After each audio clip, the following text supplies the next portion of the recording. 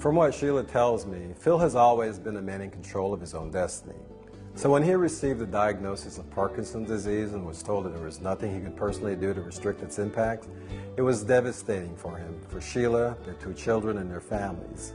Since then, like everything else in their life, they have all had to learn to accept the hand that was dealt to them and adjust.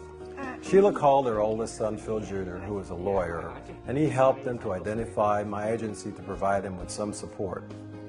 Since then, which was a little more than a year ago, I have been coming to the house to help Phil shower, shave, get dressed, and to just be there to assist with the different things that need to be done in and around the house.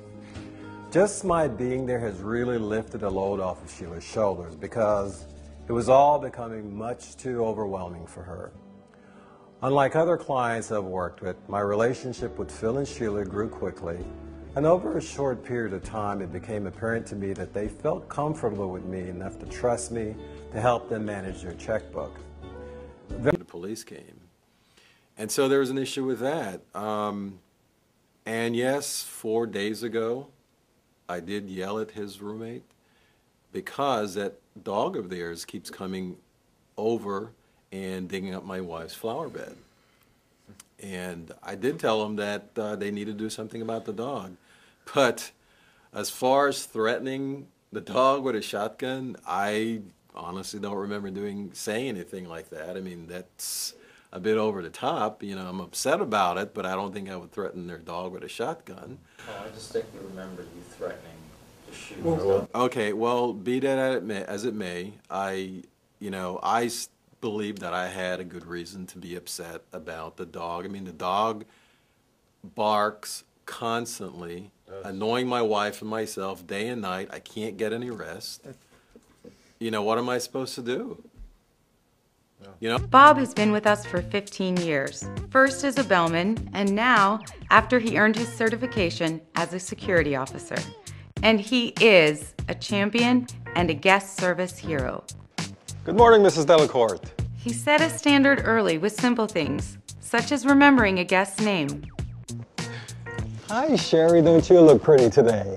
But he took it a step further, remembering children's names, or even their grandchildren. He even remembered their pets' names.